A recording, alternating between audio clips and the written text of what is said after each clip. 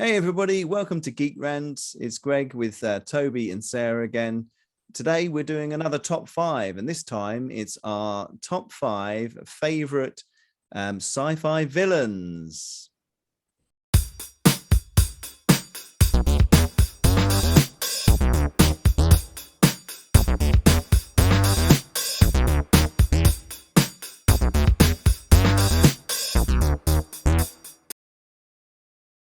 Okay, guys, welcome to our top five favorite sci-fi villains. Now, just to clarify, we are talking about films, TV series, but we're not talking, this is all science fiction characters that are villains.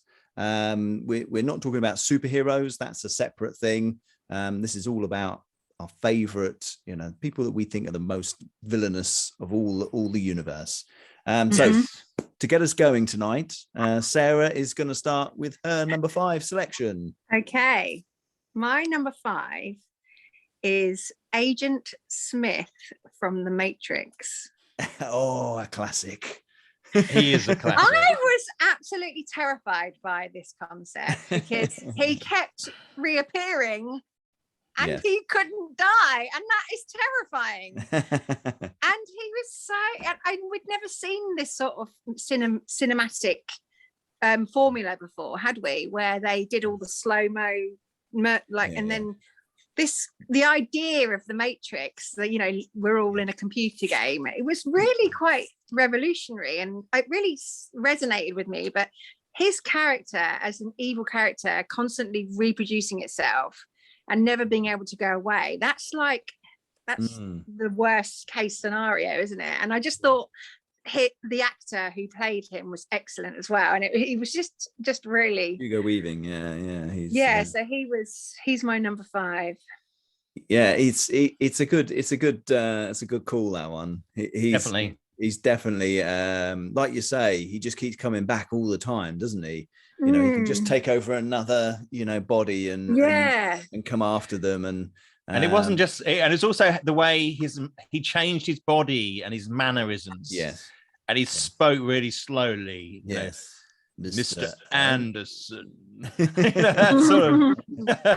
Well, the bit for me that always really freaked me out was when they first get hold of Neo and they're interrogating him, and he says, "Yeah, what good is a phone call if you can't speak?" And then suddenly he's like,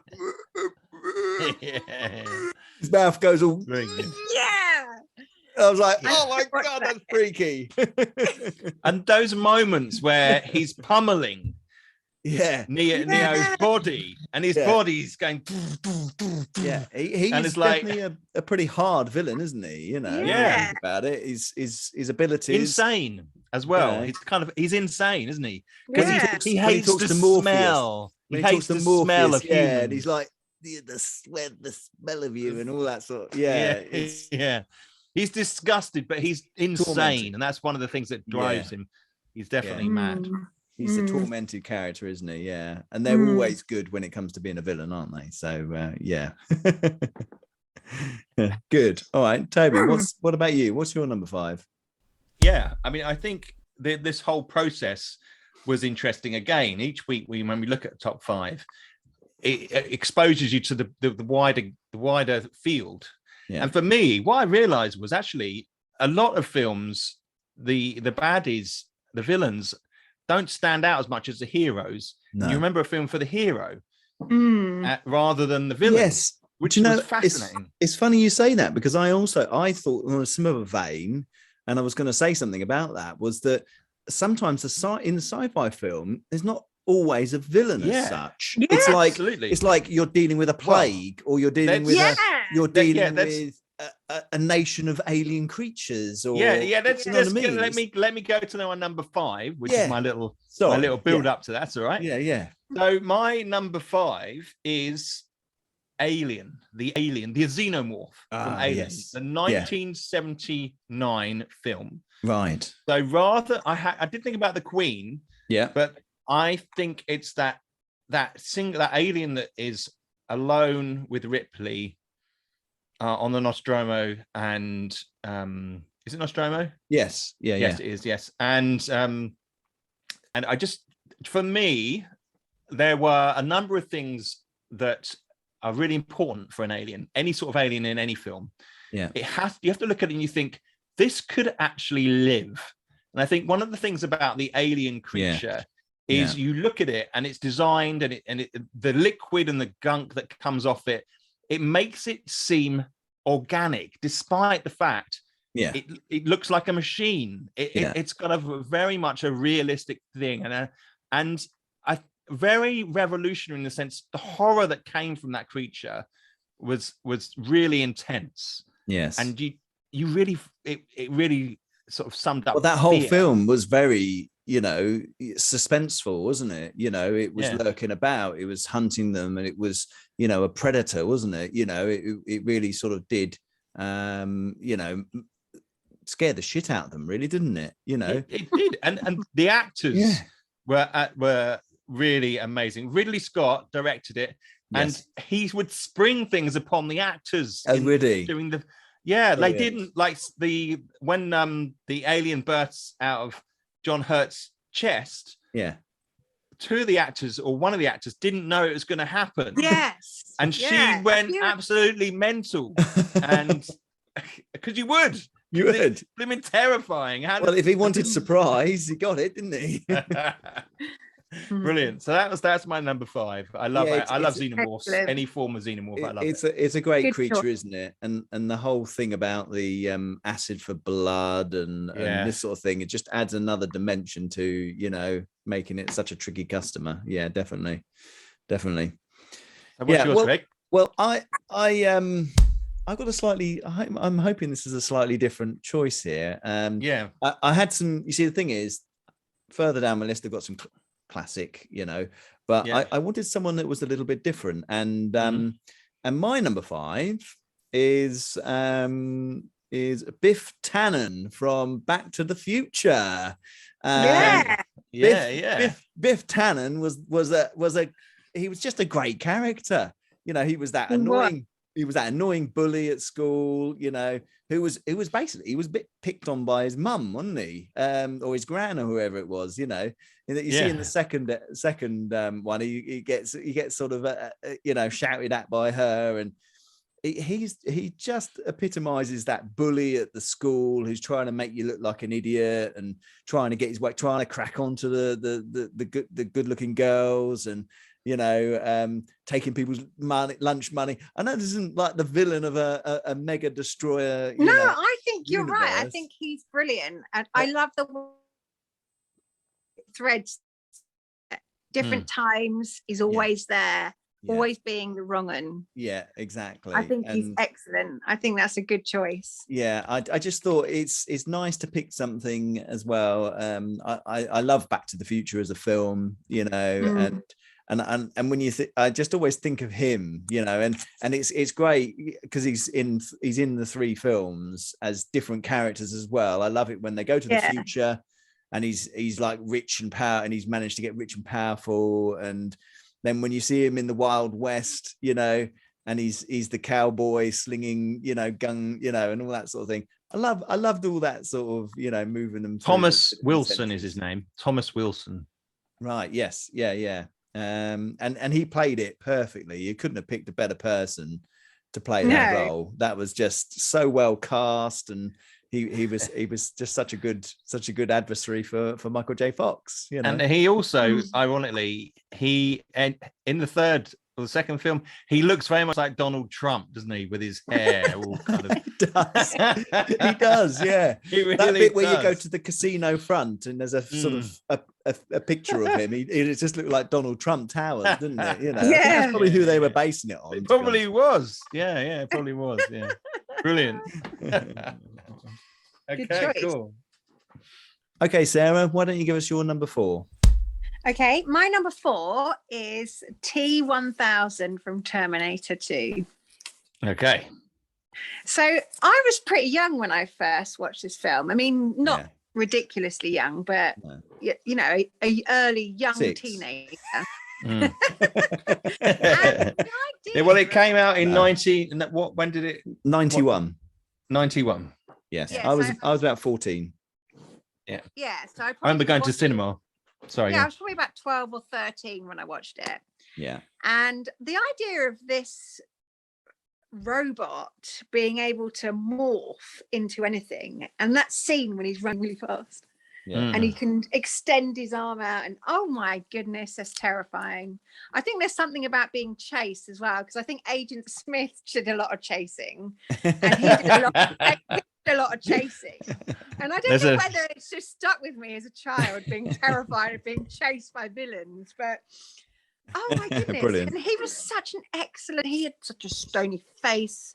He did. He was just excellent. And Robert Patrick, I think, he played it really well, didn't he? And he That was another good casting. Terminator, didn't he? Quite a bit. Yes. Well, he could literally not get damaged, could he? Because he could just move, and then he melted down. And there's so many good bits in that film, and there are. And for me, it's like Toby was sort of talking about when we talked about other things, a believability about things. I know he's a liquid Terminator, and that's quite unbelievable, but it's like the principles that they apply to it that really work well. You know, he can only form knives and things, but there are some classic moments. There's a bit where he's pretending to be the stepmom or the foster mum, and the guy's talking to him, and their arm goes up like that, and then when you pan away and you see that this knife has gone right through the guy, and he's standing there, and the other really amazing bit, which were always kind of at the time, because it was 91, this was 30 years ago, and it still stands up so good today. Is where the bit where they're in and he comes up to those bars, and he goes through the bars. Do you remember? And that was so well done, and there were so many bits like that in that film that were amazing. It's one of my favorite films, as you can tell. I think I need to rewatch it. Yeah, definitely. So excellent, and good choice. Fear-ridden as a teenager. The idea of him turning up at my doorstep and chasing me somewhere. How about you, Toby? What's your number 4? So my number 4, funnily enough, is the Terminator. Now, not T1000.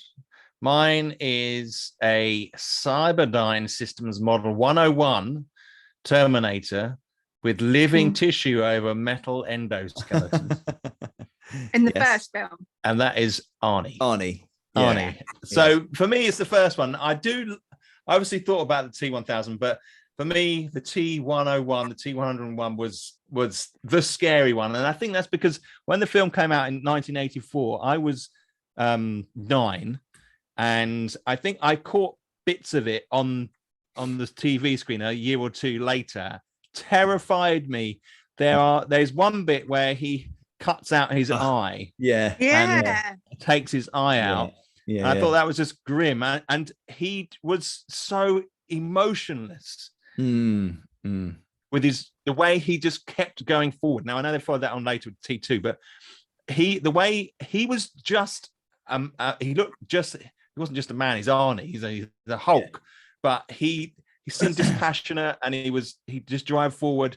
And it was how that body became bloodied and broken and twisted, and at the end the arm and reaching through the machinery, and I just felt that was very visceral, and I really thought that was amazing.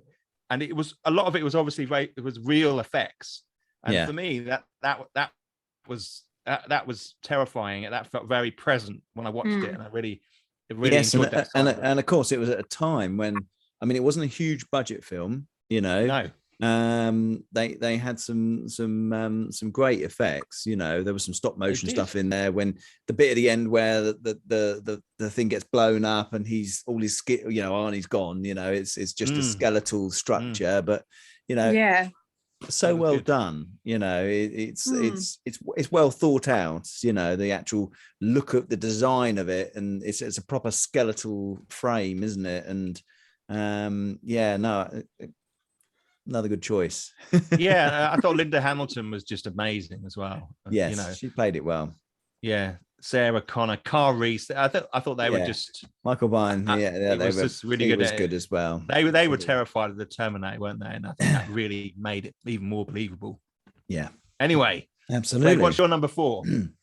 Okay, my number 4 is from, well, another major classic Ridley Scott film from Blade Runner. It's Roy Batty, and that is the simulant that is the leader of the group that Deckard's trying to capture, and played by Rutger Hauer.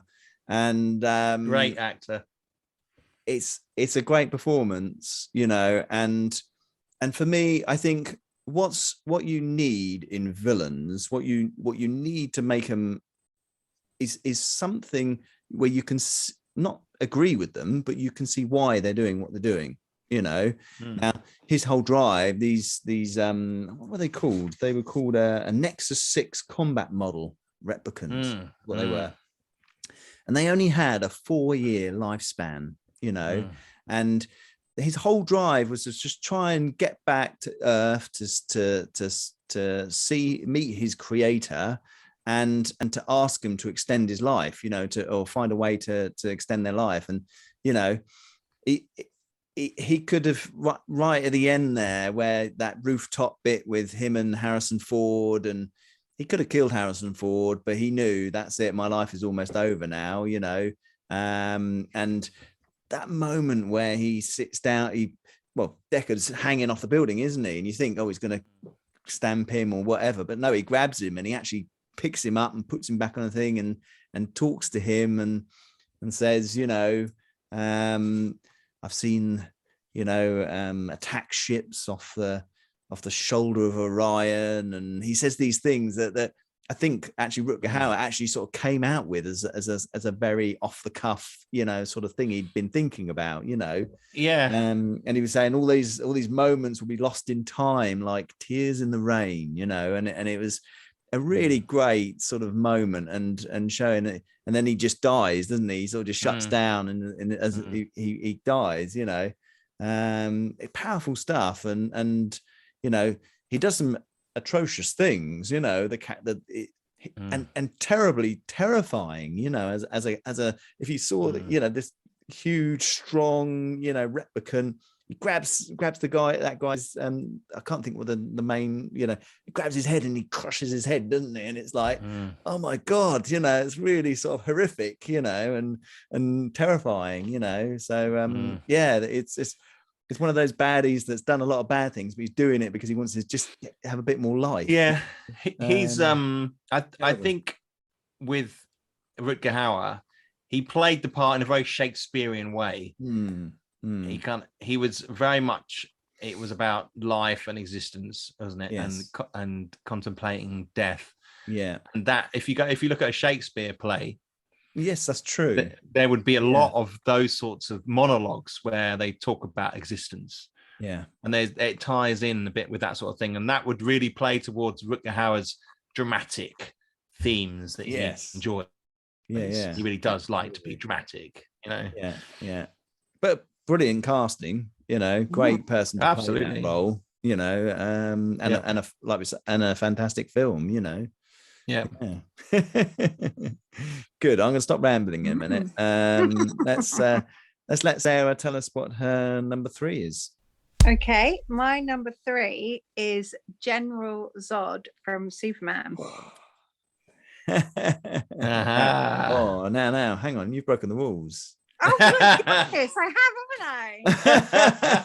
Oh, no, I'm so sorry. Well, I'll tell you what, we'll let it slide. We'll let that one fly. As long as the other two aren't like Thanos and someone. No, they're not. I'm so sorry. It struck me that when we talked about him in one of our other episodes, how good he was as a villain, and how I'll always remember. We're talking the Terrence Stamp original. Terrence Stamp. Yeah. The original General Zod. Yeah. Sorry, I can't believe I've done that. I was like, at the beginning, no superheroes. Don't worry. Tell us a bit more why you liked him so much. I just think that he was terrifying, and he was a great villain against Superman, but I'm not supposed to be talking about superheroes. Sorry. I can't believe I put him in. I think again, it's a bit like Rutger Hauer. Yes, He was very Shakespearean with his performance. He was he just played every Zod since him was never a patch on him. He had a very commanding presence, didn't he? Yeah. Do you know what I mean? He really was, a theatre actor. Yeah. But it was so powerful. And I just think, again, it's probably because it was our informative years, wasn't it? We were young, we were watching all this new sort of stuff. And it was that was on TV a lot because that film was released in 1979. So it's an old film, but they played it all the time on TV. They hammered it. That's right. And I just sorry. He's no, it's fine. It's fine. Do you know what? It's fine. I can let it go for him. You know, that was so good. No one else. Right. But he's my number 3. Right, we've disqualified Sarah for the evening. Toby, what's your number 3? Okay, so my number 3. Now, this one I just couldn't leave off the list because I know that maybe one of you two may have this on your list, and I apologize if that's the case, but I couldn't leave him off. My number 3 is Ming the Merciless. Okay. Now he is one of my favorite villains. It's because there's a number of reasons. The actor Mats von Sydow. Is it Sydow? Sydow. He is very commanding. We've discussed this. These characters are commanding, but he had this style that he drew straight back from the 1930s. You know, when because it was first created in 1934 by Alex Raymond. And as a comic, and it was a black and white film, and he took that look straight from that black and white film, and it's like a blast from the past, and he owned it, and he was so mean, and he just got playing with the Earth's weather, and controlling things, and all the sound effects, and the look. He and his death as well, I just thought was fantastic at the end. It was just so cool, and and that's from the Flash Gordon 1980 film. There was always something about his performance that made me feel like he actually belonged in that universe. That he actually, do you know what I mean? Like it kind of was. It kind of was like the bit where his daughter's being, and he's like, just sits down there eating some grapes. Like, shall we stop, my lord? And he's like, no, keep going. Something, you know what I mean? It's just like it's his own daughter, for God's sake. This guy's crazy, you know. He was evil. He gave really evil new meaning, didn't he, with the way he played the part.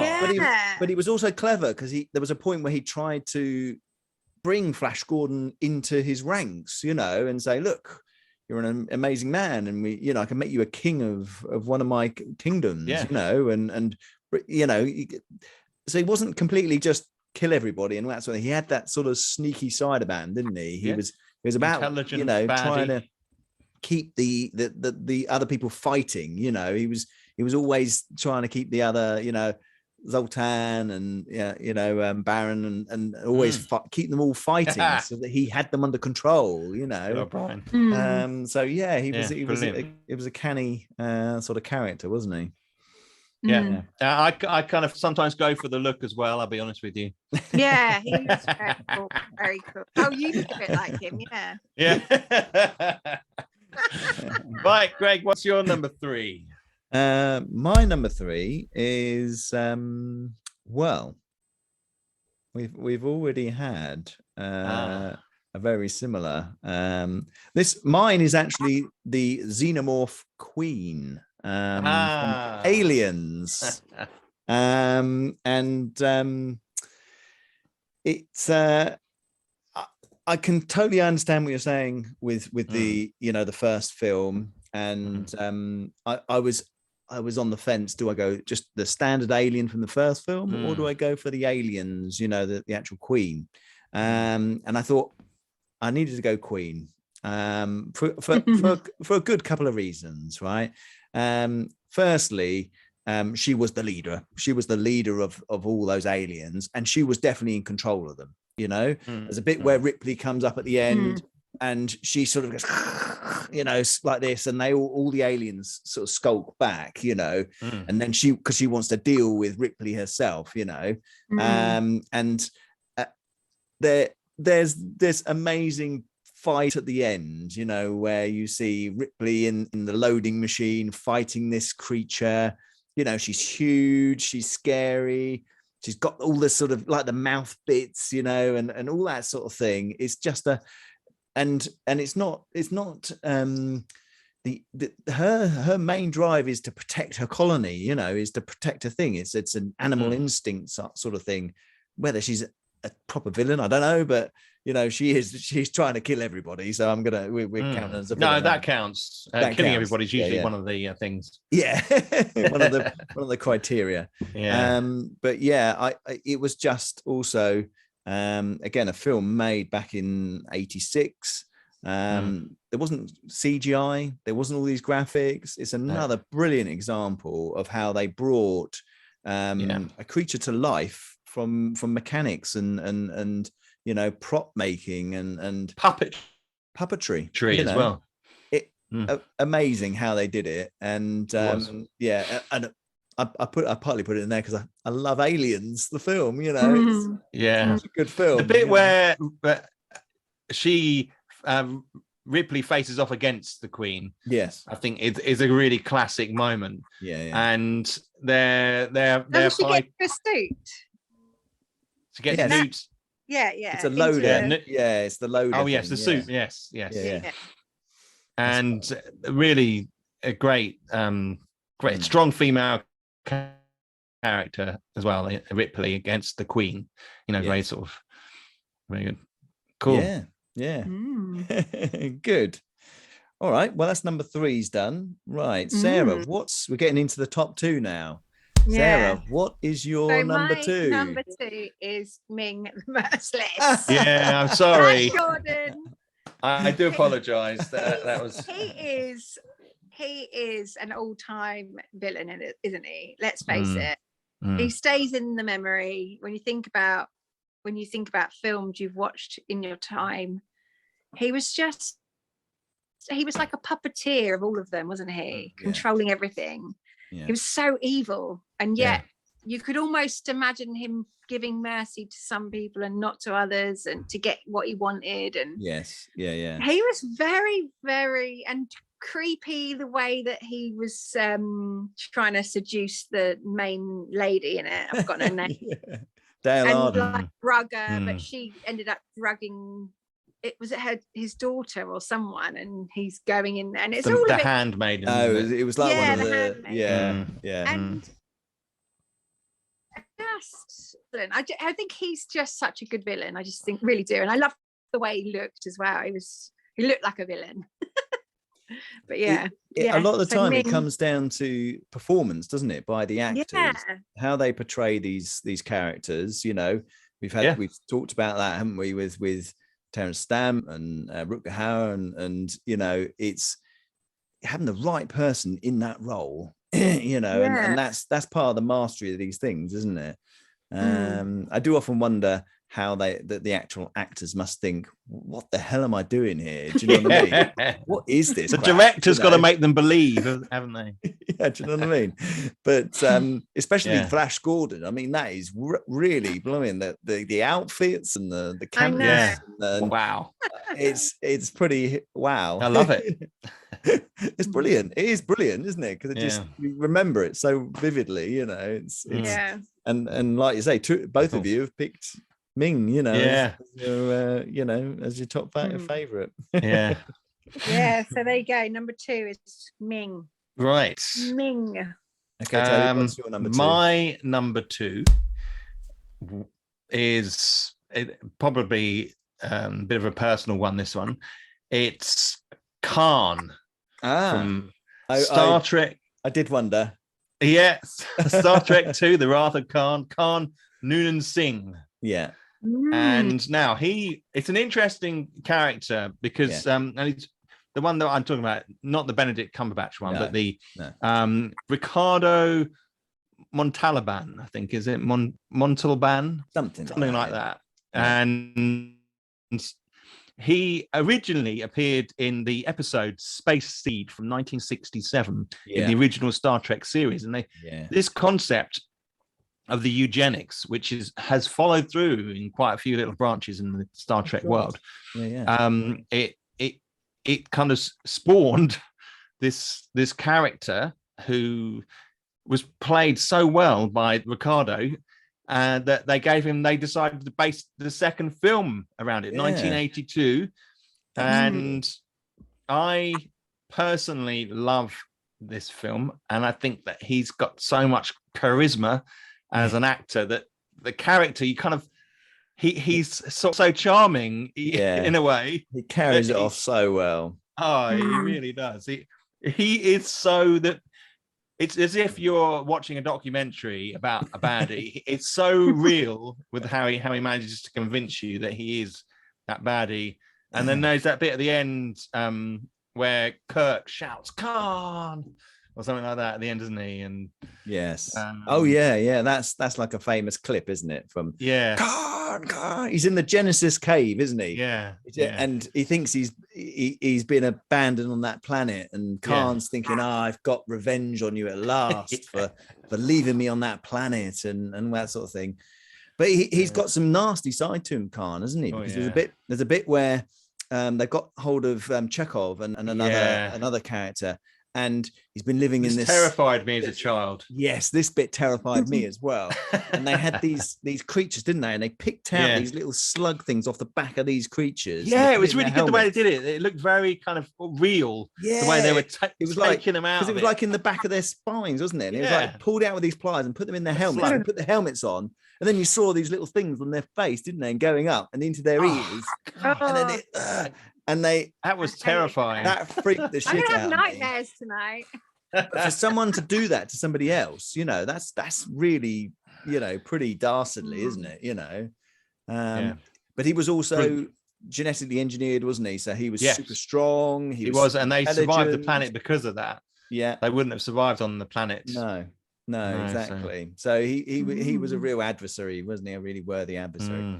I mean, they didn't quite do justice to it in the Into Darkness film, And I like Benedict Cumberbatch. I think he's a great actor, but he was just not the person for that role. It just didn't. I don't think it suited him at all. And me either.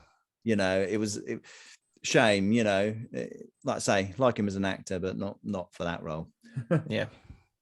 That's my number 2. Greg, how about you?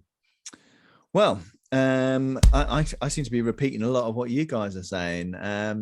My number 2 is the T1000 from Terminator 2. For me, this is very much a personal, obviously these are our personal lists, but this for me is I actually went to see Terminator. I think went with you, Toby. Yeah.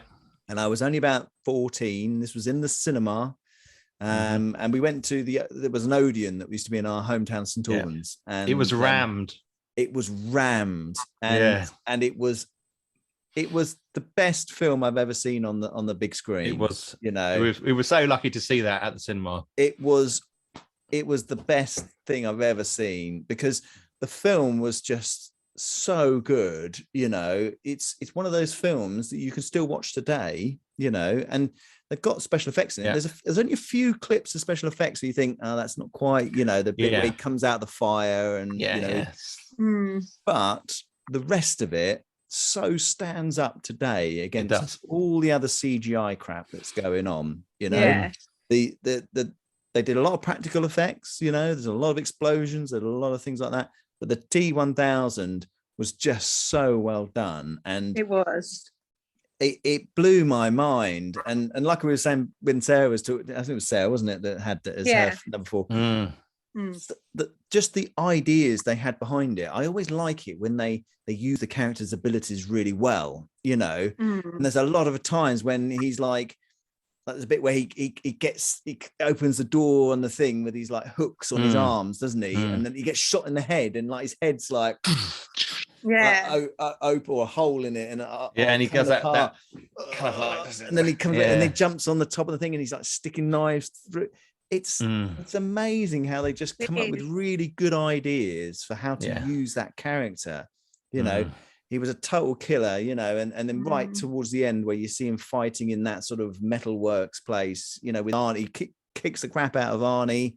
You know, it's like when they throw him against the wall, he's like, he instantly he turns around, you know, like his head goes down the back, and you know, it's just really well done. And I could spend an hour just talking about this film, you know, and how much I like it. So I won't. It's a great film. Right, I think we're on to number ones, aren't we? Yeah, number one. Yeah. Okay, Sarah. So my number one has already been said. Ah. Yeah.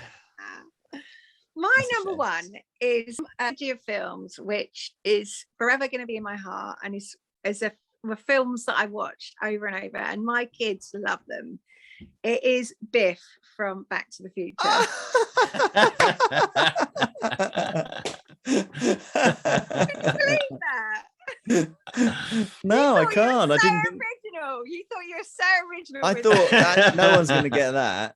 Yeah. He's the all-time villain for me, because he's not like a super powered villain. He's not some otherworldly villain.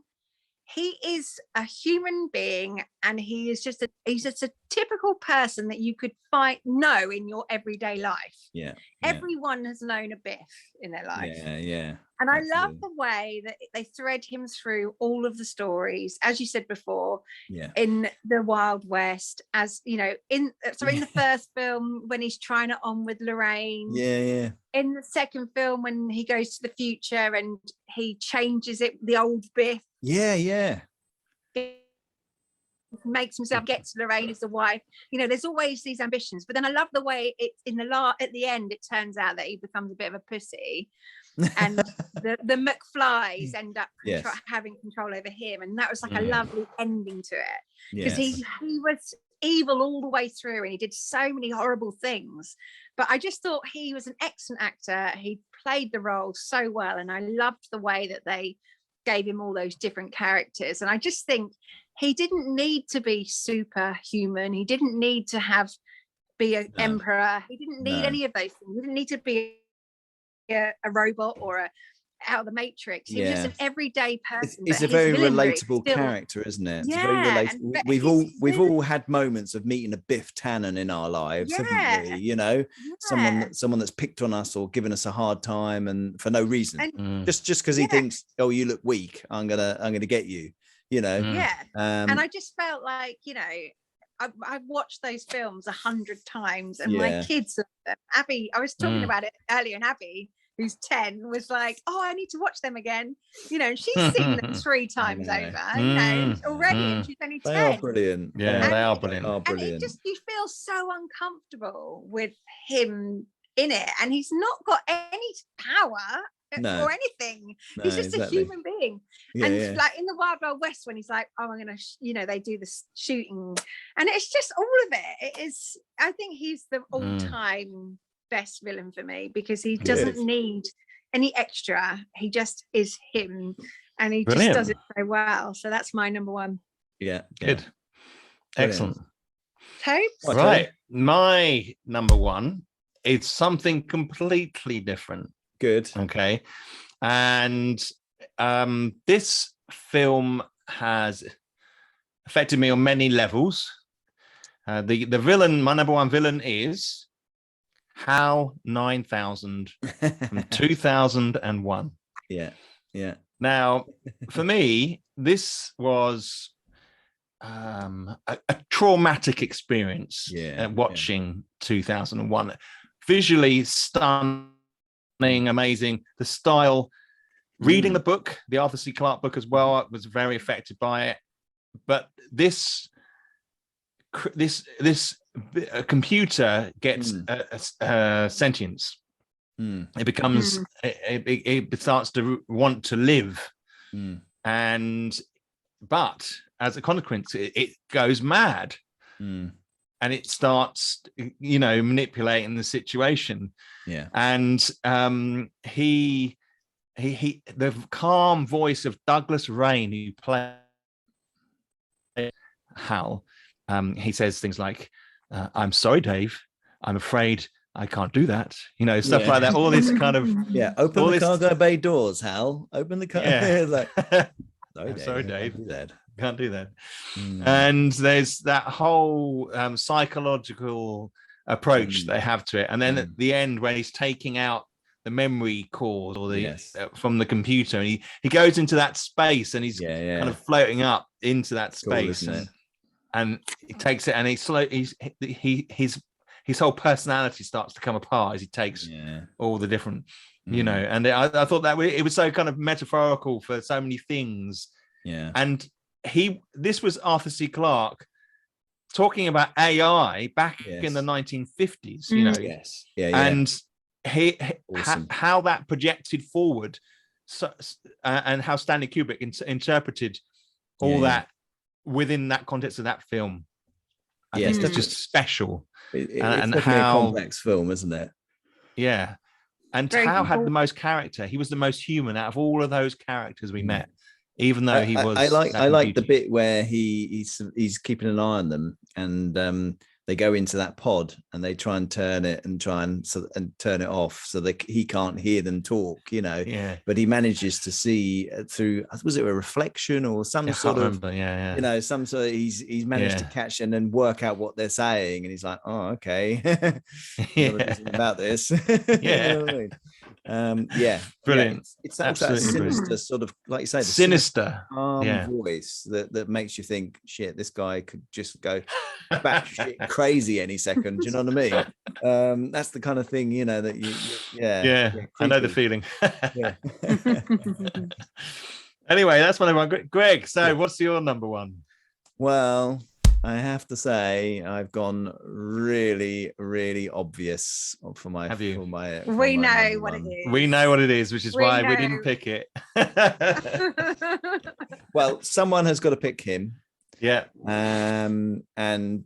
Obviously, my number one is Darth Vader.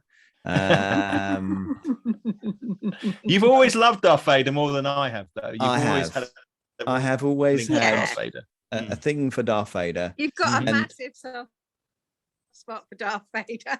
Yeah, no doubt. For me, it's more about him when he was in the original films. You know, of course. I wasn't really interested in the prequel side of the Anakin Skywalker character. For me, agreed. I didn't need to know that. You know what I mean? No. Whenever I think of who am I, and I think when I was a kid, I had a big poster on my wall of Darth Vader, and I'd lie there at night sometimes and look at it, and it would feel looming, and it always made me feel a bit like, oh, you know, the style of his outfit, you know, is very samurai. Yeah, I've always had a thing for that samurai helmet. Yeah, it's samurai inspired. You know, it is. The fact that he's got the voice, you know, from James Earl Jones is fantastic. The whole, you know, he's been badly burnt and what, you don't know what's under there, you know. I was terrified of that. Yeah, in the original films, you only see a bit where his helmet is from behind, where the helmet's coming down. So you're like, what does he look like underneath? You know, what is it? You know. I was scared. I remember being scared when I watched The Return of the Jedi. It was like, and it was kind of the plight of a man who has been turned, you know, against kind of a bit against his will to a dark. He's become a dark character that's been sucked in by the Force, you know, and made him a dark character. And there was, you know, no one, he was prepared not to do anything, you know. He would that first bit, he's choking that guy, you know, in the hallway. That's terrifying. You know, if someone does anything wrong on the ship, it's you like choke you're choked, you know. And his whole relentless, and then suddenly when you find out, he's Luke's father, it's like, oh my God, you know, the fact that they can bring him back, you know, to the good side, you know, I know that's there's good in him still, the villain thing, but it just the whole thing, and it every makes time you feel, it makes you feel like there could be good in every villain. Yes, they're not just single dimensions, are they? You know, they've all got, you know, and I think if they'd done the prequels better, and made that whole transformation to Darth Vader better in some respects. Yeah, how he got turned, how he got, I think that could have really, but from a pop culture sort of thing, Darth Vader's massive, isn't he? He's been a huge impact on society, and there you go. I just love it. Well done for picking him, Greg. Yeah, well done. I left that one out because I knew you were going to have him.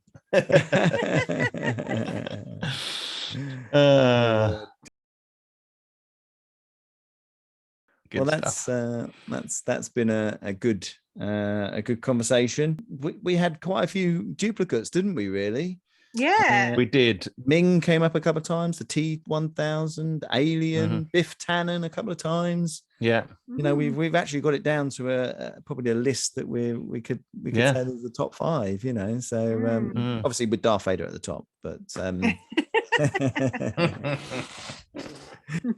anyway, thanks very much for listening to us tonight. We've had a good evening talking about our favorite villains. We'll be back with another top 5 in a week or two.